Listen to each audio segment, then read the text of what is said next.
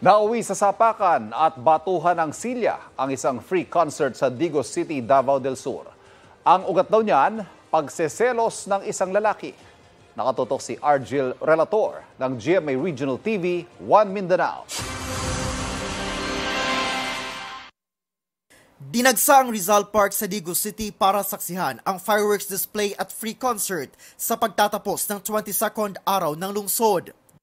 Ngunit pagsapit ng alas 2 ng madaling araw, sumiklab ang gulo sa free concert. Nagkahatawan ng mga silya. Isang lalaki nakaitim na t-shirt ang makailang beses na sinuntok ang isa pang lalaki. Agad namang rumisponde ang mga pulis. Sa investigasyon ng Digos City Police, patapos na sana ang concert nang mangyari ang kaguluhan.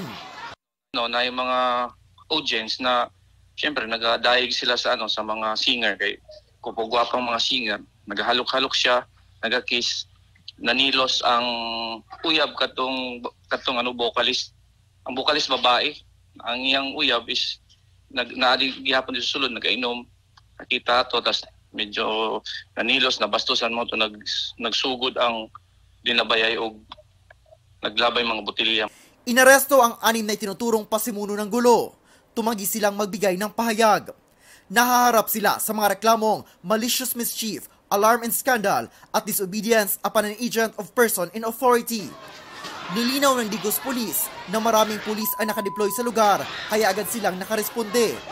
Pinayagan daw ng lokal na pamahalaan ang pag-inom sa nasabing free concert. May mga board resolution dito na ang inom nila, ang inom sa mga business establishment hanggang 2 o'clock kasi nag-request ng So, okay lang man. Basta pag human na.